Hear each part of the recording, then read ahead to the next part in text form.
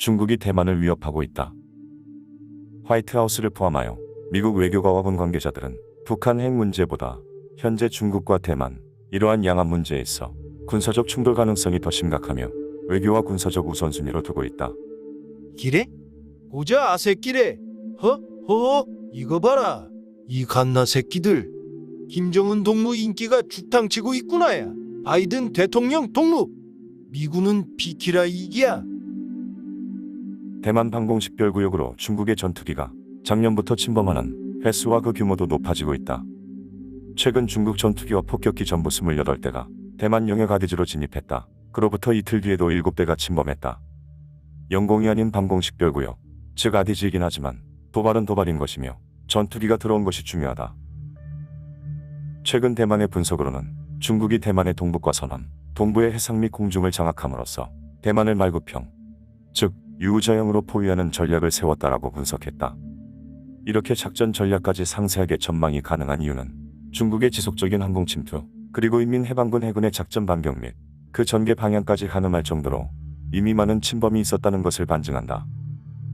그렇다면 중국이 대만을 침공한다면 그 시기는 언제일까? 쳐들어오려면 강냉이죽 한 사발 마시고 날래오라 이기야. 중국이 대만을 침공하는 시기는 올해 들어 미국의 인도태평양 사령관, 그리고 합참의장, 펜타곤 관리들이 연이어 시기를 말하기도 했다.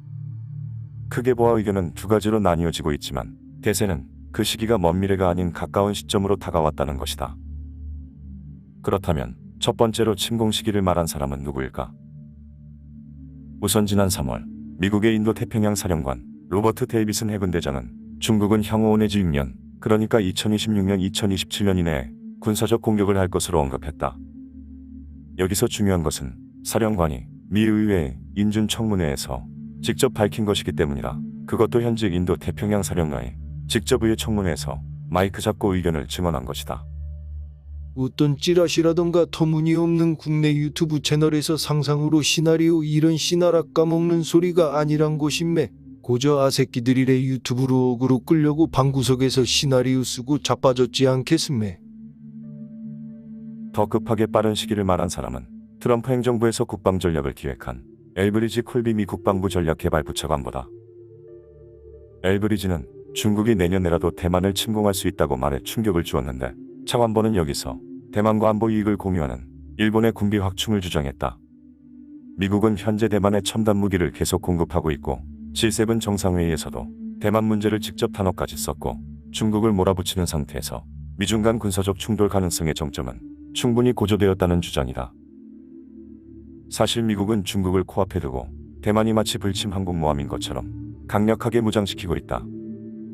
미국이 트럼프 행정부 때부터 대만에 공급하고 있는 무기는 M1 포리2, 하이마즈 다연장 로켓 발사 시스템, 에이테컴스 미사일. 여기서 에이테컴스는 최대 300km까지 날아가는 단거리 탄도미사일임매. 그렇지. 또 대만 공군을 위해 F-16V 전투기, IQ-9 무인기, 그리고 육상의 M1 최신 버전, 공격용 탱크 등이 있다.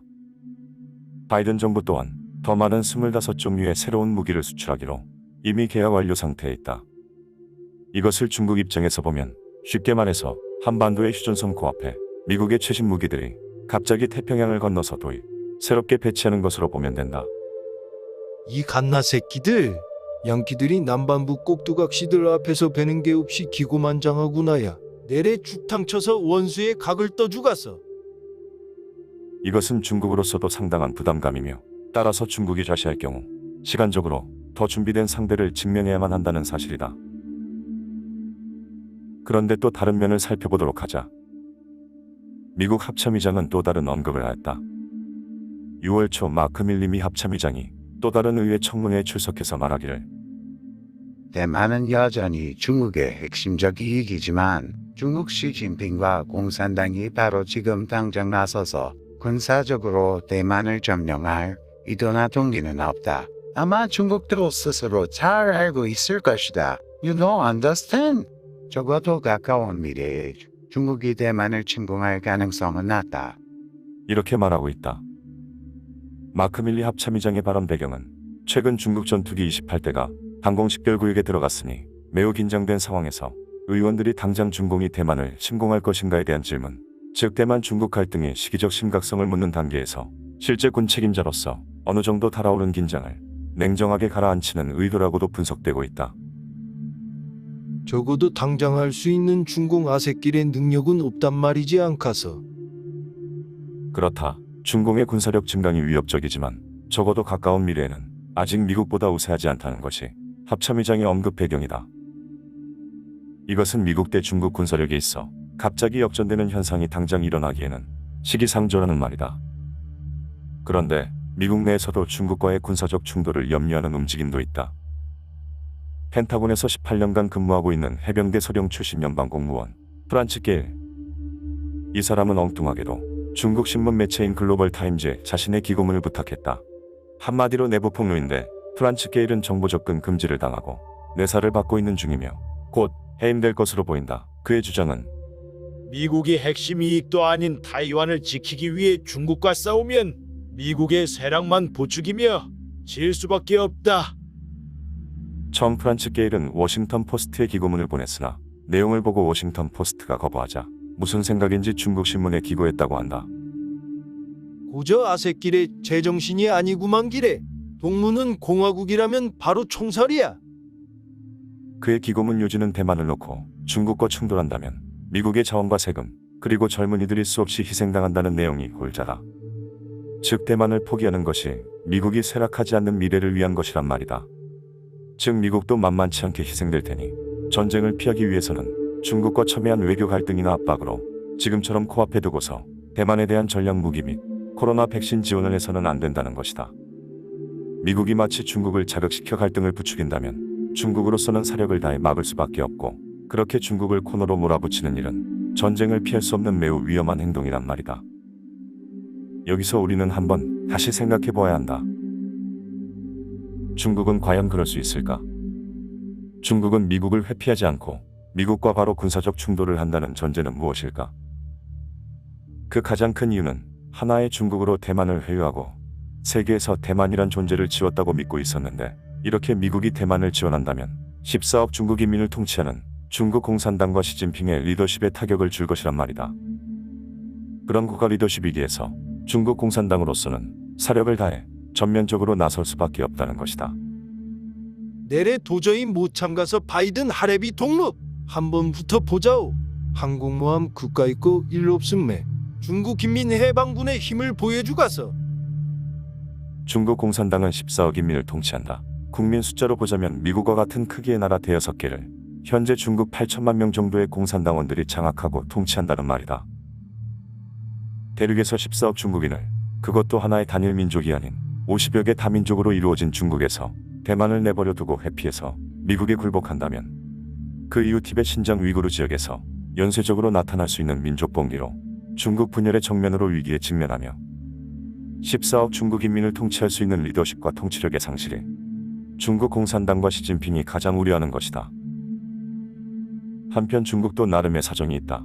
대만을 이렇게 미국과 하나로 연결되게 내버려 두고 대만 독립을 인정하거나 미국의 불침 항공모함이자 군사적 전진기지로 방치하면 이후 1대1로서 세계 재패를 계획함에 있어 남진아에서 중국은 자유롭게 뻗어나갈 수 없다. 하지만 중국에게도 현실적인 문제에 직면한 것이 있다.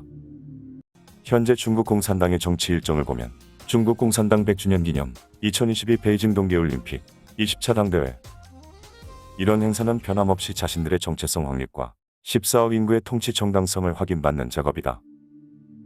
희생을 각오하고 미국과 붙어서 결과가 어찌 될지도 모르는 모험을 할 수는 없다고 왕신신 대만 국립정치대 교수는 말하고 있다. 특히 왕신신 교수는 중국은 미중 무역 전 홍콩에서의 송환법 반대 시위 그리고 코로나19 팬데믹이 발발하면서 대만도 대만이지만 중국 국민들도 함부로 양안 관계를 건드리는 것은 심히 힘이 붙이는 일 아니겠습니까? 이렇게 위험을 초래할 수 있다고 말하고 있다.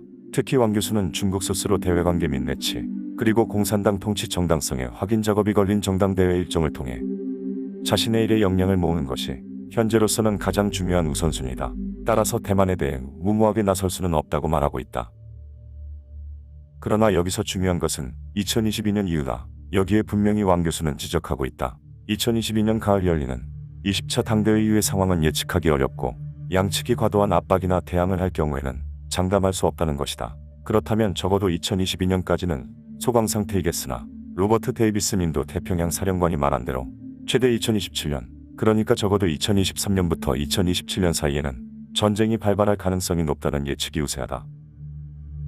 그렇다면 왜 미국은 대만과 외교 관계도 없는데 대만을 옹호하고 무기를 판매하고, 한마디로 왜 미국은 대만의 후견인을 하는가? 미국 양키들이 뭐 그냥 아무런 근거도 없이 고저 대만을 그냥 지키려 하겠음매? 정식 외교 관계는 없지만 미국은 엄연히 자신들의 기준, 즉 대만과 맺은 법에 의해서 무기도 판매하고 중국으로부터 대만을 지키는 것이다. 바로 타이완 관계법이다. 79년도에 발효되었고 외교관계 단절 후에도 미국과 대만 간의 경제, 문화, 기타의 교류를 지속한다는 법이다. 여기서 기타는 무엇을 가리키는지가 핵심 포인트다. 바로 미국에서 보아 서태평양 지역, 즉 대만, 필리핀, 인도네시아 등등 이 지역의 안정을 위해서 군사적 협력도 가능하다는 여지를 그 타이완 관계법에 명문화시켜 놓았다. 이것은 지속적으로 미국이 대만의 편에서 후견인 역할을 한다는 이중계약이라고 할 수 있다. 이 법에 의해서 미국은 아메리칸 인스티튜트 인 타이완, 우리말로는 미국 제-대만협회, 바로 실제 미국 대만 간의 외교공간 역할을 하고 이곳을 통해서 미국의 무기들이 대만으로 들어오고 있다. 그러니까 실제에서 보면 79년도 이후에도 미국은 대만을 포기한 것이 하나도 없다. 서태평양 지역, 즉 중국으로 봐서는 남진하에, 여기는 미국과 중국이 맞붙는 전선의 일부다. 완전히 충돌하는 그 앞에 바로 대만이 있다는 사실이다. 바로 대만은 미국이 중공을 견제하고 더 나오지 않게 박아둔 말뚝이자 요새 같은 전진기지다. 이 법에 의해서 미국 의회나 대통령, 즉 군 통수권자는 발의하고 의결하므로 이 법이 없어지기 전까지는 미국은 대만 문제에서 한치도 물러설 수 없다. 트럼프에 이어서 바이든도 지속적으로 대만에 무기 공급을 하고 항공모함을 급파하고 중국에게 경고를 하는 것은 모두 이런 대만 관계법과 새롭게 제정된 지원 사항에 대한 근거가 있기 때문이다. 중국도 자신들 스스로의 기준이 있다. 2005년 제정된 반국가분열법이 그것이다. 반분열국가법은 대만이 중국의 일부분임을 인정하지 않거나 공산당 통치를 거부하면 중국은 무력으로 대만을 공격할 수 있다는 것이다. 중국은 그동안 대만에 대해서 채찍과 당근으로 회유하여 왔는데, 당근으로서 대만 출신 기업인의 중국 투자와 양국 간의 기술과 경제적 협력을 후원한 것이 친화적 정책이라면 이를 거부하고 독립을 시도한다거나 중국 공산당 통치를 거부한다면 무력으로 제압하겠다는 것이다. 지금 중국이 대만 해협에 공중 침범을 하고 위협하는 것은 모두 이 반분열 국가법에 의한 것이지 즉흥적으로 나서는 것이 아닌 것이다. 그래서 시진핑의 초상화나 사진이 훼손될 경우 법에 의해 공안에 바로 검거되는 이유는 바로 이 반분열 국가법에 의해 공산당 통치를 따르지 않는다는 전제하에 강제로 법을 집행하는 이유이기도 하다. 따라서 미국과 중국 모두 대만을 두고 각자의 이념으로 정해놓은 오랜 동안의 근거와 법적 절차가 있으므로 이것은 충돌할 수밖에 없으며, 이를 수행하지 않을 경우 내부적으로 의회든 공산당 회의든 스스로의 정체성과 헌법 그리고 국가 통치 명분에서 심각한 훼손을 당하게 되므로 대통령이든 주석이든 그 정체성과 입지를 도전받는 입장이 된다는 것이다. 따라서 미국과 중국의 군사적 충돌은 이미 정해진 법에 의해 진행되는 국가적 방향성이며, 이와 별개로 대만이 미국에 의존할 수밖에 없는 상황에서 이를 되돌릴 수 있는 근거는 없다고 할 수 있다. 더구나 미국이 유럽 및 일본에게 대만 문제 참여를 독려하고 최근 한미 간의 정상회담에서도 대만 문제와 중국에 대한 경고를 명문화시켜 공동 발의한 것은 미국은 절대로 대만 문제에서 물러설 뜻이 없으며, 나아가 국제적 이슈로서 모든 나라가 자유롭고 열린 항행의 자유를 통한 자유무역의 질서라는 명분을 통해 중국을 강하게 압박하려는 전방위적 스크럼을 짜는 것이 현재의 방향성이다. 따라서 적어도 2023년부터는 대만을 두고 미국과 중국의 군사적 충돌은 충분히 예상되는 사태라고 도출할 수 있습니다. 내래 절대로 그냥 물러서지 않카서 이 전쟁 일주일이면 대만 불바다로 만들고 인민공화국으로 기어 들어오게 할 수 있어. 미군은 비키라 이기야.